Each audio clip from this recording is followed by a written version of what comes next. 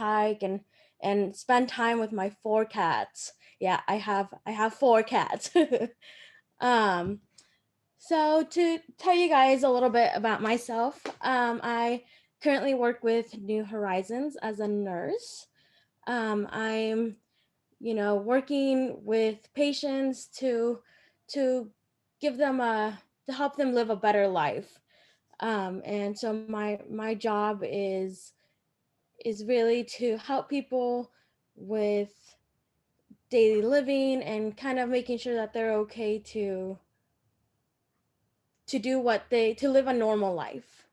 And so I started at New Horizons as a caregiver, and as a caregiver, I really learned to get to know my patients. You go and these are people's lives, and we we take a lot of stuff for granted. I found, a lot of stuff that I can normally do, like brushing my teeth and brushing my hair. A lot of my patients can't do that. And so, as a caregiver, I really learned to sympathize and take care of my patients, which was a really good ground, and a good foundation for me. Um, and I guess I'll give you guys a little bit of knowledge onto what made me want to go into the healthcare field. When I was in second grade, my dad got really sick. He got diagnosed with ITP, which is kind of like hemophilia.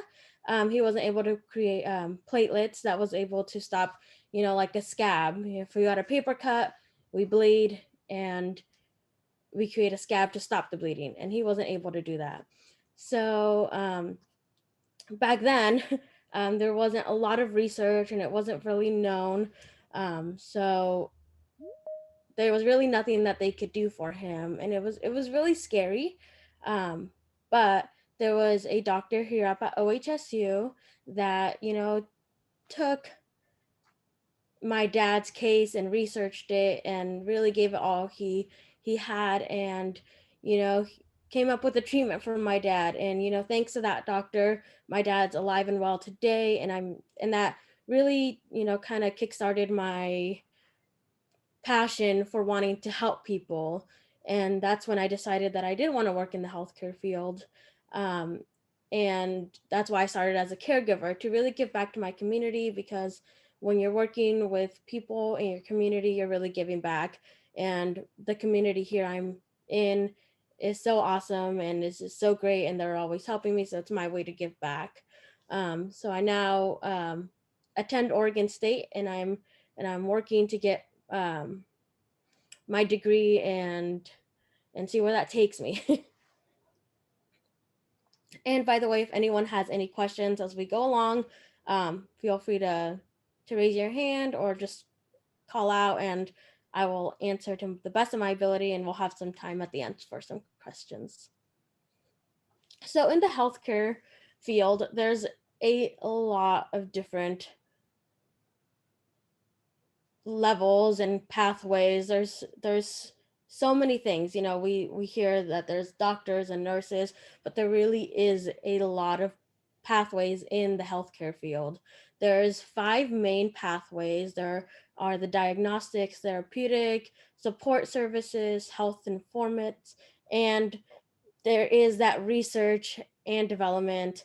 If there's a really big need for that as well. As we've seen with the virus that has spread, you know, biotechnology and research has really been an emphasis in these last couple of months here. So in the diagnostic services, just alone, there's so many different um, pathways. There's a lot of, that's where you find your laboratory and your um, your technicians, radiology, and that's a lot of diagnostics and looking at labs and being able to diagnose people. Because it doesn't just, one person doesn't just do everything. We've got different people that help, and we really work as a team in the healthcare field, and it really takes a lot of people to be able to help and get to, to the root of the problem. So there's a lot of different paths in just diagnostics. Um, so these ones are therapeutic services.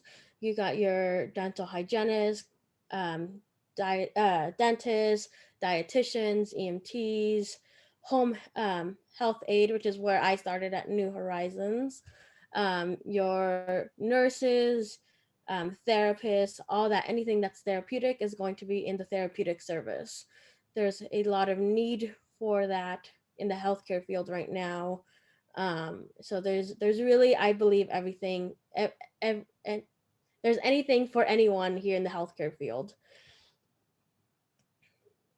Health informant, they're going to be the ones that are talking to the clients and, communicating between the doctors and the nurses to the clients and the patients and the people that you see, when you first walk in with those smiling faces.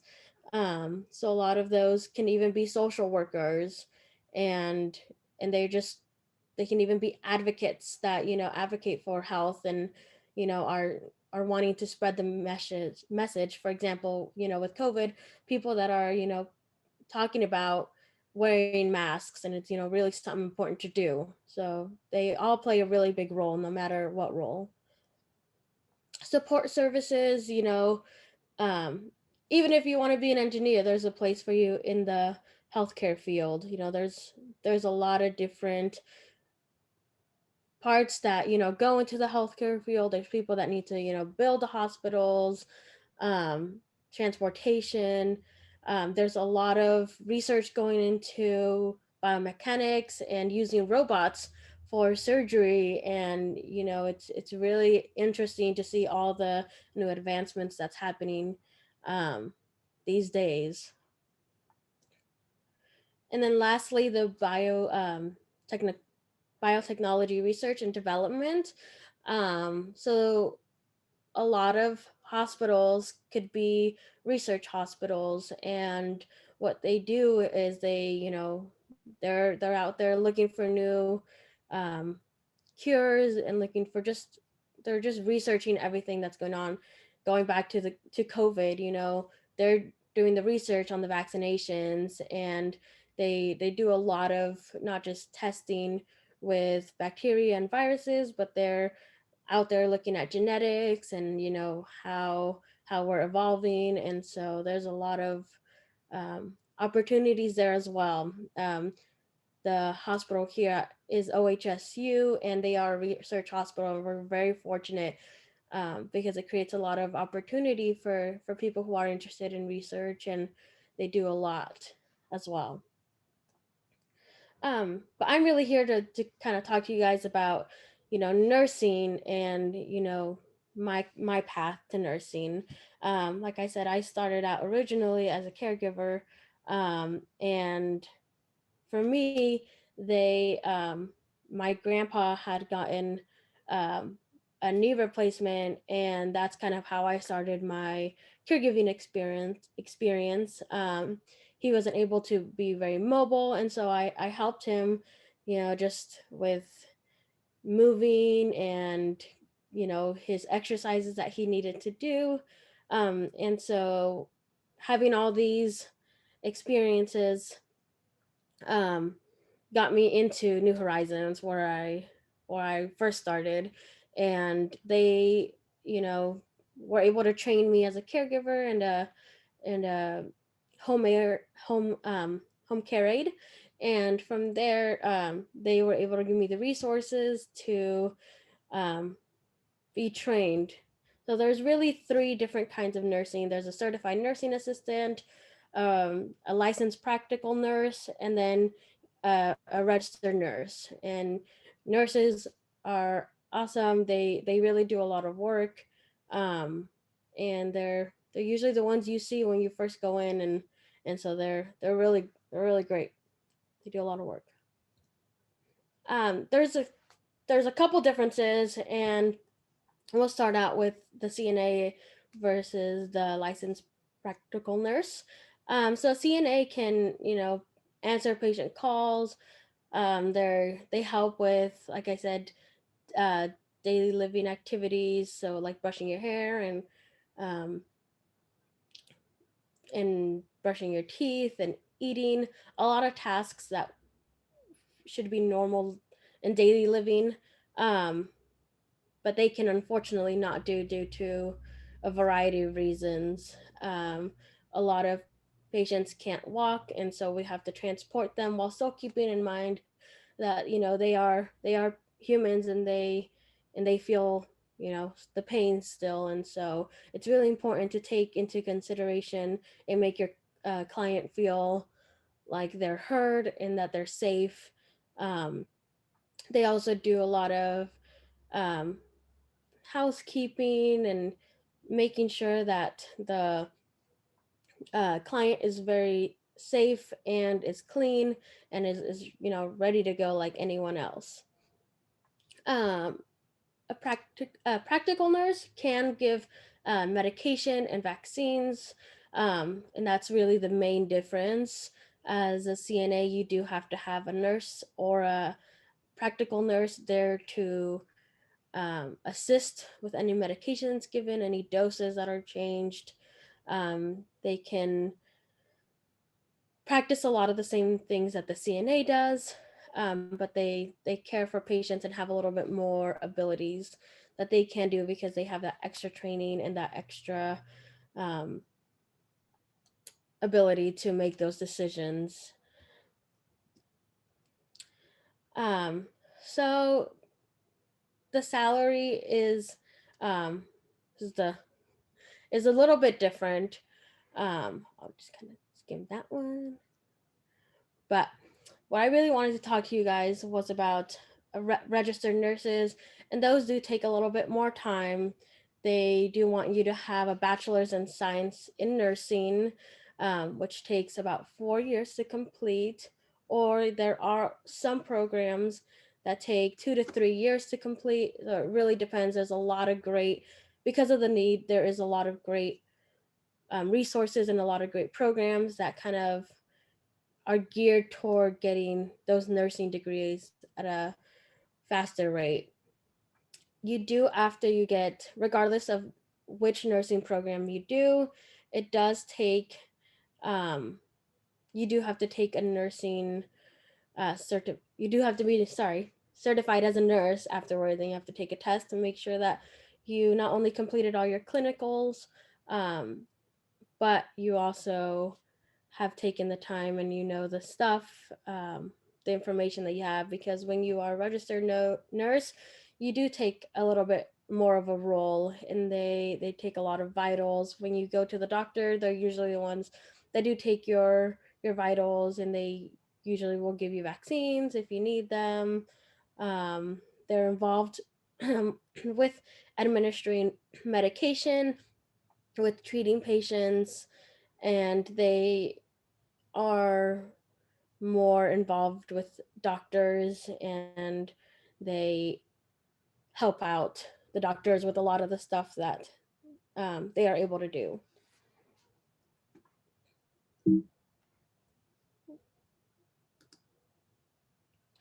So just kind of to tell you guys about, where I want to go. And so I'm currently a nurse, but I want to actually finish up my bachelor's. Or sorry, I want to end up going to OHSU. I'm working on applying to OHSU, and I actually want to become a plastic surgeon, and kind of focus on reconstructive surgery. Oh, sorry, I did a misspelling error. um, but yes. Anyways, so I while being a nurse, I really saw a lot of need for reconstructive surgery. And so I decided that that's the path I want to take. Nurses um, are really great, and um, it takes a lot of energy. Um, but I'm kind of looking to go a little bit. And so I've decided that I wanted to go into reconstructive surgery, which focuses on a lot of um, people that have gotten into car accidents and they need reconstructive surgery, whether it's, you know, the skin graft, or they need surgery on their nose because that's been broken. Um, a lot of stuff like that. You know, having been a nurse, it's really given me a good foundation to take my next steps.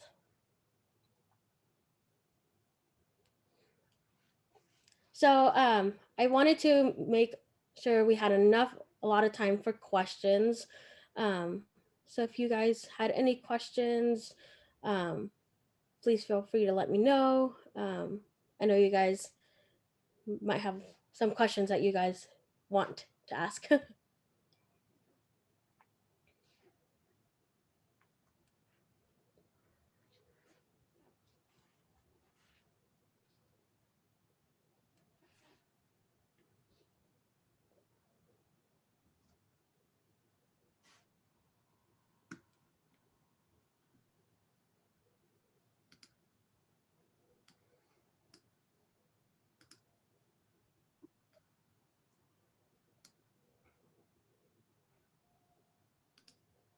Hi, this is Oscar Platero from Coolidge. Hi. Hi, thank you for presenting this. We have a couple of students here, and I would like you to explain, if you can, what I know you touched on this a little bit, but you can explain a little bit more. What types of jobs or placements, workplace environments can CNAs, certified nursing assistants, be in? Okay, yeah, there's a really big need for CNAs, and there's a lot of programs that are, you know, being created to kind of help with the need of that. And so there's really a lot of options there. You can work in um, private practice. So at a clinic, I have a lot of friends who do work in clinics, and they you really can work in any kind of workplace that you want, whether you want to work in a pediatric clinic, working with children. Um, you can do that as a CNA, or you can also, you know, kind of what I did, go work in a in-home care, or um, with, if you would like to, you can also work in a hospital. There really is a lot of opportunities for CNAs and nursing for any of that kind. Um, but when I started, I was working as a in an in-home care, so I was able to, you know, go out to my clients and see where they see their environment, and I really liked that. I've also enjoyed working in a clinic, so being a CNA really gives you a lot of opportunities to branch out and not just stay in one spot. Um, Working in an in-home clinic, you really get a lot of experience.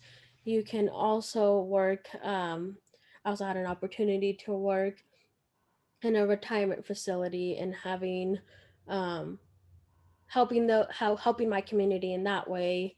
um, but like I said, so you can really choose anywhere you want, any kind of clinic. The need is there, and so you can work in clinics with children, you can work in a clinic for pediatric care, or, you know, if you don't really like working with children, you can also go work in a hospital.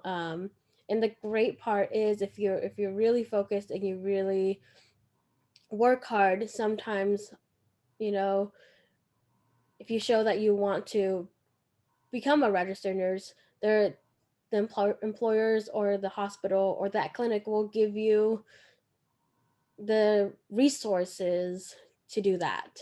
And so having those opportunities there is really great. And, you know, being able to change and go from working at a clinic to working directly with patients in their homes is really great. You know, you get to see them in their environment.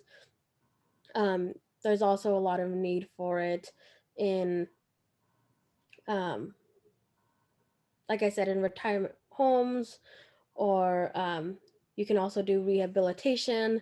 There's really a need for it everywhere, which is really great because there's a lot of opportunities, and, you know, we just need people to take those opportunities. Yeah, I think that's great, and I like the fact that you pointed out that students can, try to develop their career Mhm. as they are doing the stepping step, of being a certified nursing assistant. They can go to college while they're doing that. Can they do that part time or full time? Can you speak about the fact that they Yeah, can? absolutely. So um, I did it part time, in my when I was working as with New Horizons. They were really, really excellent about scheduling. And that's another thing to take into consideration. Before I was going to school and working at a jewelry store, and they only have so many hours during the day that they're open. But when you um are a CNA, that need is there 24/7. People need nurses all all the time. So it really helped me um be able to work and also go to school, because in order to go to school, you do have to be able to afford school. And so that really helped me. And there was days that there was long hours. But yes, if you want to, you can also go part-time, and they're extremely flexible. And especially if you talk with whoever you're working with, they're most of the time that I've never heard you know a, a place that hasn't been welcoming to further your education. And that's also another really great thing is, when you're working in these clinics and these hospitals, you can ask for advice and they can, help you out. And it's a really great community to have and be a part of, because everyone just wants you to be successful and they want to give you the resources, or help you find the resources if they don't know, in order for you to be successful. So it's really a great community to be a part of. Let me see, Bara, my last question, and then I'll let everybody Oh, of else. course, you guys can ask away. So can you explain, like, I'm a student, right? And I want to go to a 2-year college, but I'm looking for options to see how I can transfer to a 4-year college. What type of licenses can I get on the 2-year college, community college, and on a 4-year bachelor's degree? Okay, so for a registered nurse, you do need to have a bachelor's degree, but um, for a CNA, for example, the community college that we have here, they have a really excellent CNA program, and at the end of the program, you do get your CNA, but as well as your associate's degree. Um, I advise anyone that's going from a 2-year college to a 4-year college to talk to your counselor and also set up a meeting with someone at a 4-year college, because you want to make sure that your credits do transfer, and that they're going to kind of match up when you're transferring, depending on what you want to do when you get your bachelor's degree. If you want to get your bachelor's in science, um, so you just want to make sure that your credits are aligning. But yeah, definitely, if you get your certification, your CNA, or or your practical nurse, sorry, at a 2-year college, you're certified. And you do have to take your certification every couple years. I believe it's every 2 years, but um you have that education and you have that. And once you get that, no one can take that away from you. And so it's it's really great to start out at a 2-year college, because you get that foundation and you get that that certification, and that looks really great for when you are transferring to a 4-year college. Thank you. Yeah, of course. I think, okay, I see a hand raised. Yes. Hello, my name is Jalea. I go to McKinley Tech, and Hi. I was wondering, what part of healthcare is like a growing like community, like which part is like growing, and which job is the most diverse? Like there's a little bit of everything. So definitely,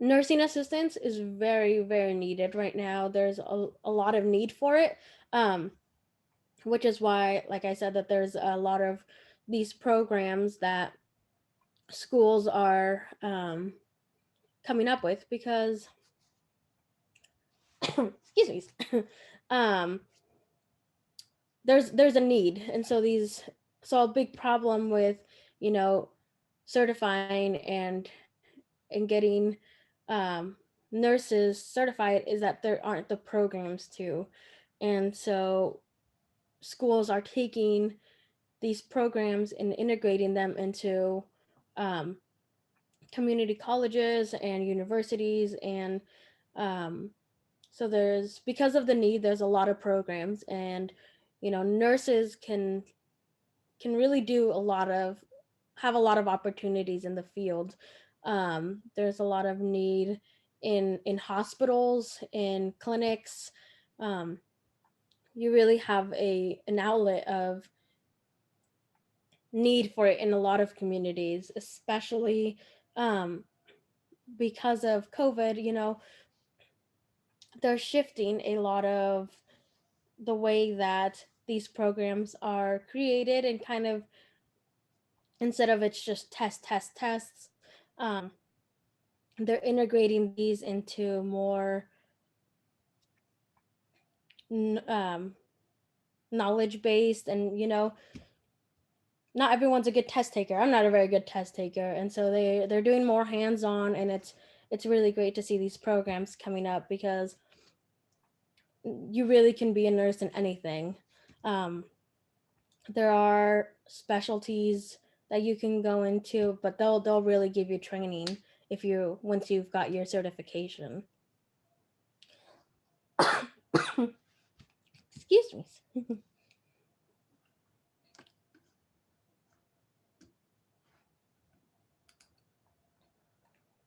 If that answers your question. If not, let me know and I can go in a little bit more for you. Thank you very much, Ms. Ibarra. This is Ms. Richardson from McKinley Tech. So scholars are having a tough time, I guess, posting their questions in the chat. So they're sending them Oh. directly to me. I'll just ask on behalf of Abel.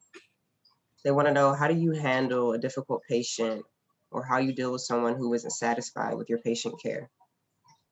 That's a very, very excellent question. There there are times where you do have someone that doesn't want your help, and you really have to take into consideration what they're going through, and it's something that I learned. For example, I'll one of my very first um, times I had a patient that wasn't happy with me. Um, she had just had a stroke, and so she wasn't able to move. She went from being able to walk and talk and do all these things that we normally do, like eating and making food, to barely from having she now needed to use a wheelchair. She couldn't talk. She couldn't even say simple words, and so when she would lash out at me, I would get very irritated because I'm like, I'm just trying to help you. But it really took me a second. I had to think what she was going through, and we're there to help them. And so there's two things really. You have to make sure that they're not going to be a danger to themselves.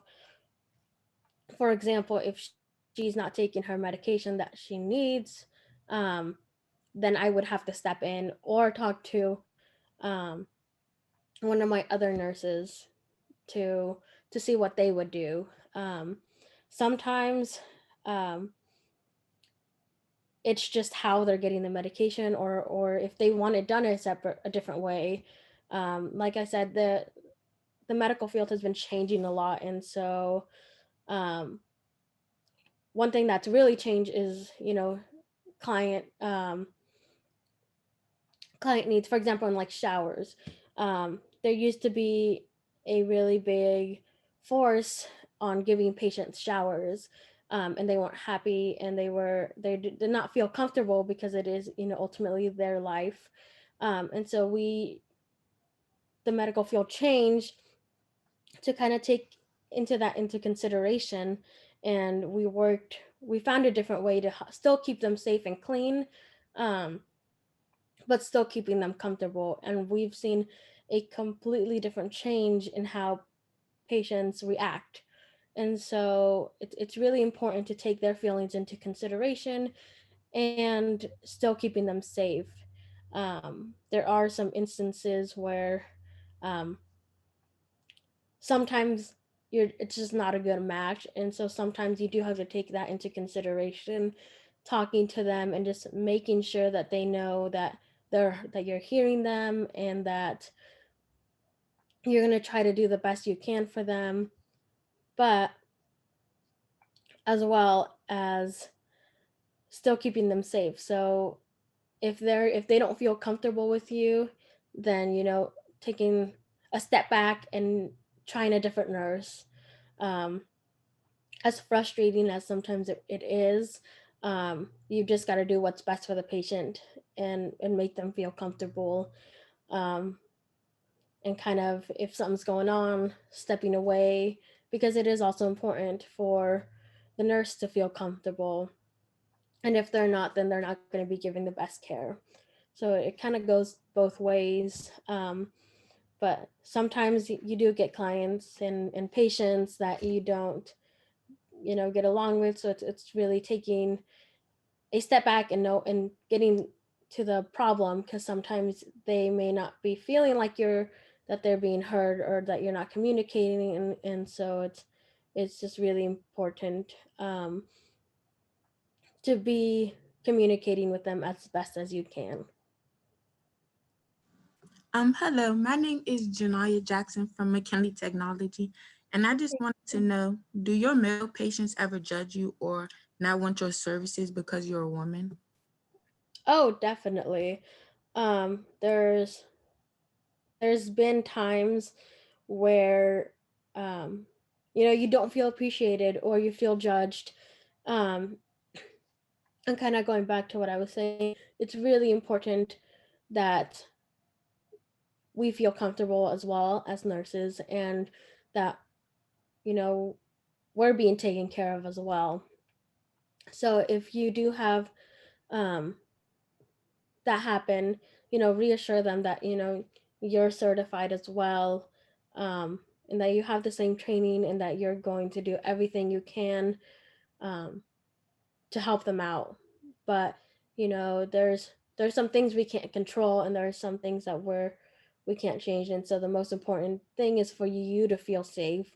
And if that happens, you know, talk to someone, um, and they'll either have to have a talk with the client and the patient, or sometimes I've even seen that it's not the patient itself, um, but it's the patient's family member, or the patient's spouse, and or the child. And so it's really important um, to make that heard, because it's not just, it shouldn't be something that you have to carry and you have to be worried about, because we want our nurses to be taken care of and treated well as well. And so sometimes, you know, you do have to talk to the patient and tell them that, you know, it's they can't be talking to you like that because you're here.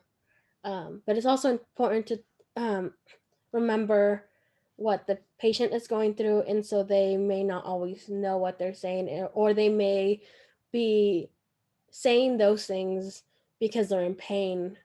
So you really have to play it by ear, and, you know, and but talk to someone, because it is important, you know, for the nurses to be taken care of as well. Hi, my name is Abel. I go to from Carbon Senior High School. My question is, what do you find is the hardest part about being a nurse?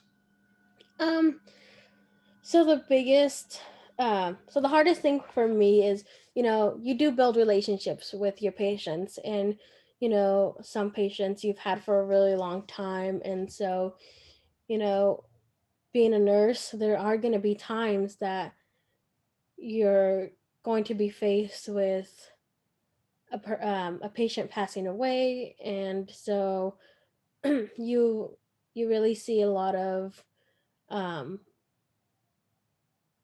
of these connections sometimes um, go away, or on the opposite end, they are all better, and so um, sometimes you're not allowed to be in communication with your patients afterwards, and so when you take time to really develop these connections with your patients, it can be hard to say goodbye, um, you know whether they pass away or they are better until they leave, and so that's something that's I always have to deal with, because um, I love my patients, and so it's hard to not be able to go back to them, or even if they change providers, or if there's just a lot of um, things that can happen, and so you do have to be prepared mentally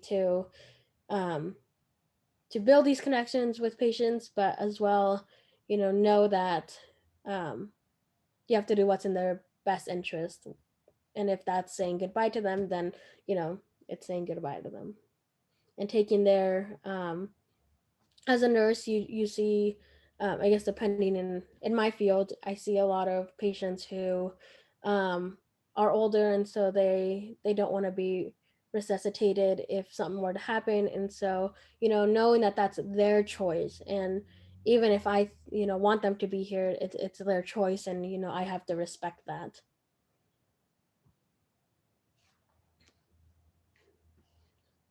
I think I saw another hand up.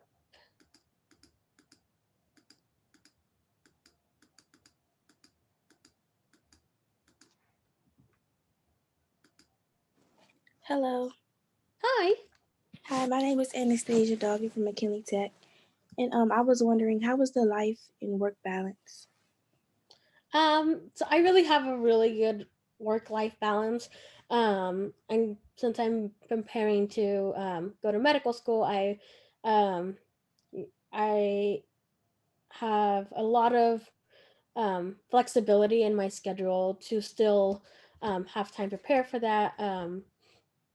And so I think it really depends.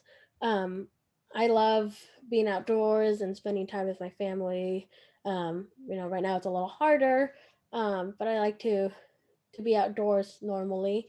Um, and so if you want a good work life balance, you can it's definitely achievable being a nurse. Um, you have the ability to kind of set your schedule. Depending on where you decide to work. Like I said, if you work in a care facility, or like in a hospice or in a hospital, um, typically you're able to get the hours that you want and need.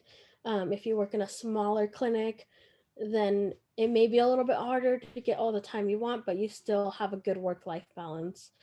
Because we're in a pandemic right now, it's all hands on deck, and so there's a really big need, and so um, a lot of nurses have decided to help out their communities in any way, and so you know but you're still taken care of, you're still have a good work life balance, and you're never going to be expected to work 50, 60 hours a week.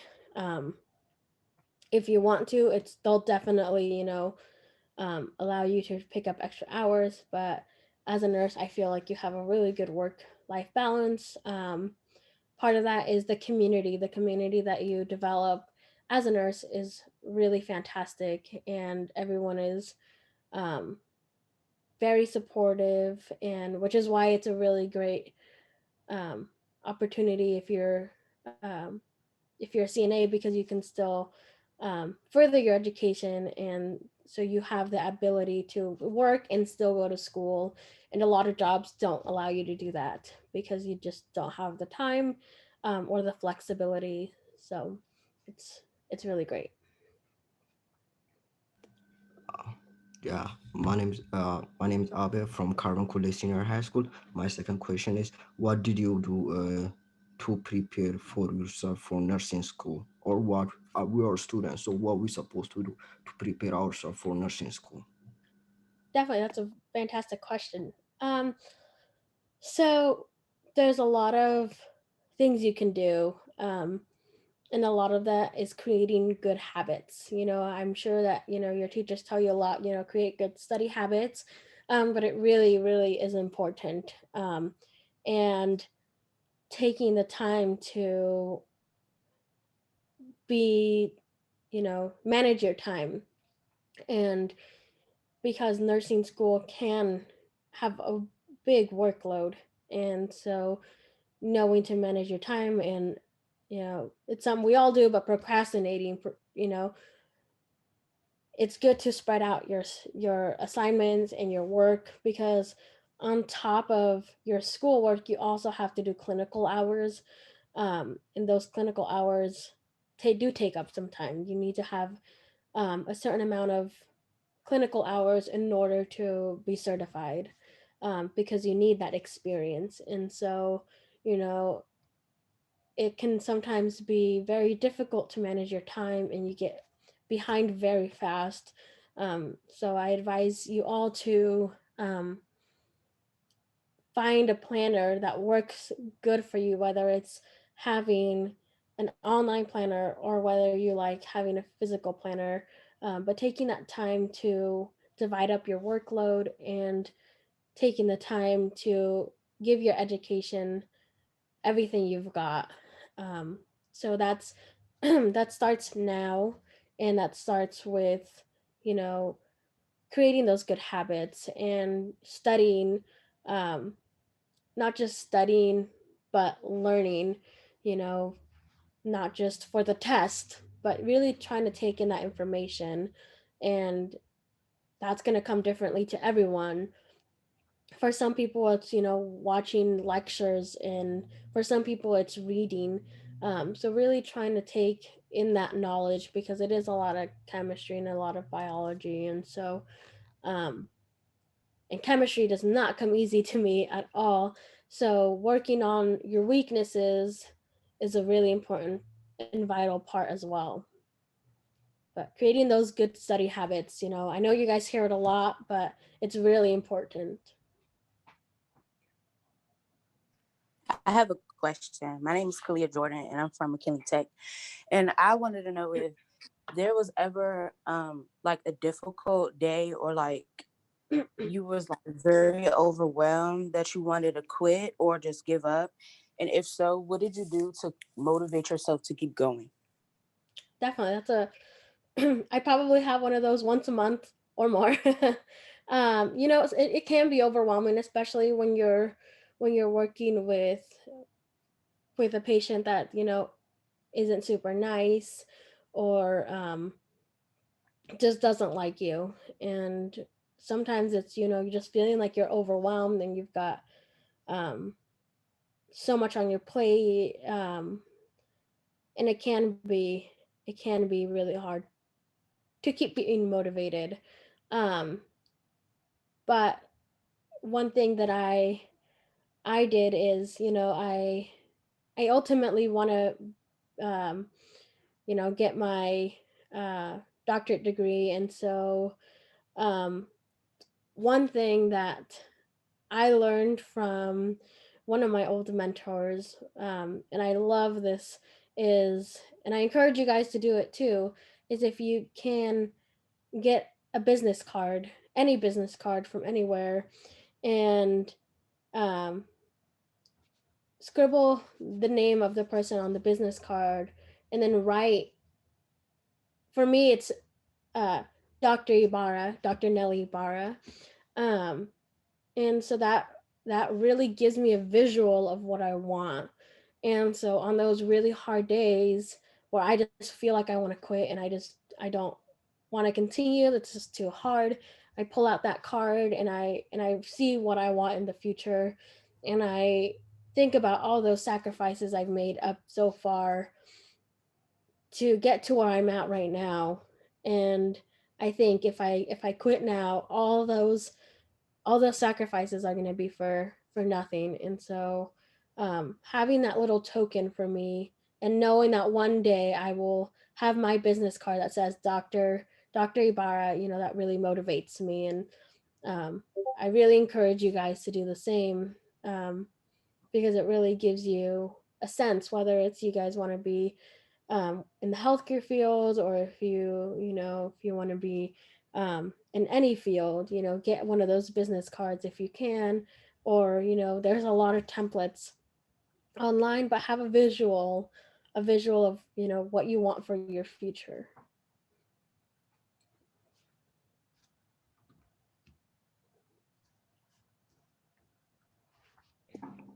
Last question. From Carbon College. My name is Abby from Carbon College. How do you handle a workplace stress? Um, so one way that I manage my stress is with my cats. I have four of them. Funny story, never thought I would be a cat person, and so now I have four, and it's just funny, but um they really help me when I'm having a really tough day and I'm really stressed. Um, but I also really love to go out and do nature walks and go on hikes. And right now it's a little bit um, not really possible to be out super um, a lot. So, but just being out in nature and telling myself that everything's gonna be okay. There's days that the stress is coming from something that was completely out of my control, and so it's knowing that it wasn't my fault and that I did the best I could. And so taking that time for self-care is very important in the healthcare field. We give so much to the community and to our patients that it is really important to take that time, come back, de-stress, and take care of yourself. Because if you're not taking care of yourself, then there's only so much you can give to your patients.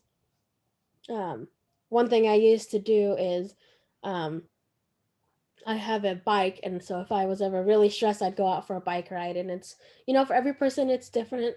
For some people, it's you know playing their music in the background and just relaxing. For some people, it's I also really love to bake, and so if I'm stressed out or if I've had a really hard day at work, I'll take some time to bake. And so taking that time to do what you enjoy um, is going to be really helpful. Making that time to do stuff that you enjoy will help, relieve some of that stress. And, if you do also have a really bad day, talking to someone about it and not just holding it in, talking to someone, talking through it will really help.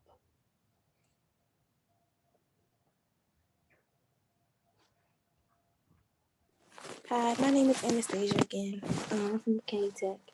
And I was wondering, what advice would you give your high school self? Ooh. Volunteering more. um, Volunteering. I didn't start volunteering until I got into um, university, and I really wish I had before, because it gives you a really good foundation also for helping people, especially in the healthcare field. Um, when you're working, you're getting paid, but when you're volunteering, it's something that you're giving back to your community. And getting to know the people around you is a really really great thing. Seeing who you're going to be helping, that that was something that I wish I would have done more. um, as well as not procrastinating and looking for opportunities, because there's a lot of opportunities out there, especially in the healthcare field. And volunteering is one of those. And I wish I would have done a little bit more research and time to look up these opportunities, um, because there's a lot of them. There's a lot of ways to healthcare. The healthcare field is also really big on networking. And so when you go out and look up opportunities to take, there's a lot of them. And that one person you meet during that one experience can help you get another experience. And it's just a chain of events that can happen. And I was really fortunate that I was able to meet one of my really great mentors that way, and they've helped me so much. She's been such an inspiration for me, and she's become a really great colleague and a really great friend. And so it's about building those connections with people. And so one advice I give to you guys and is to look for those opportunities. Right now, a lot of stuff is being done online, so there's a lot of opportunities to take there, especially if you want to work in the healthcare field. A lot of shadowing that you normally wouldn't be able to do is available for you guys. Um, uh, e-shadowing is one of those, and you just sign up, it's free, and they give a lot of really great they get a lot of really great healthcare field um, professionals to come and talk about what they do, and they talk about case studies, and um, it's a really great opportunity for you to take. And there's a lot of great opportunities out there, and it's just about finding them. But e-shadowing is a really good um, way to start shadowing if you are interested in the healthcare field.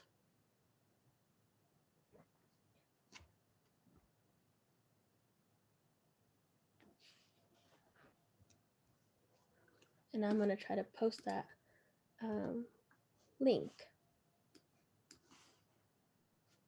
on the chat.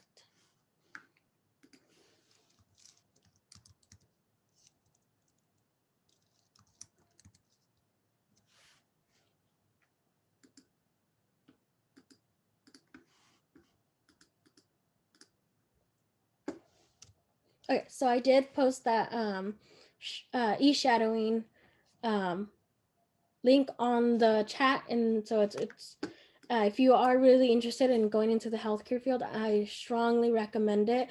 You do have to register, but it's free. They put out a video live every night on Mondays once a week, and then you take a short little quiz afterwards. And the really great thing is, you get credit for that, and but it's a really great opportunity to really dive deep into a lot of really great fields in the healthcare field.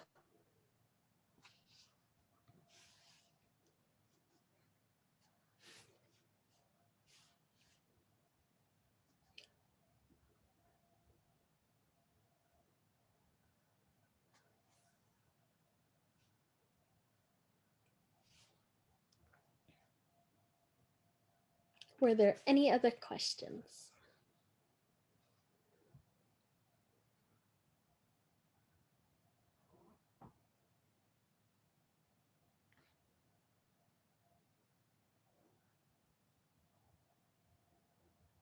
I'm also going to put my email in the chat. If you guys have any questions, definitely feel free to look me up and or email me with any questions if you come up with any more. Thank you very much, Ms. Ibarra. We really appreciate your time.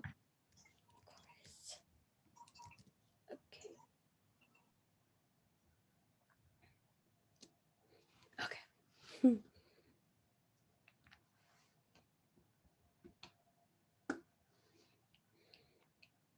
All right, I'll stick around if you guys have any other questions. If not, you guys have a wonderful day, and be safe out there. And again, if you have any questions, just feel free to let me know.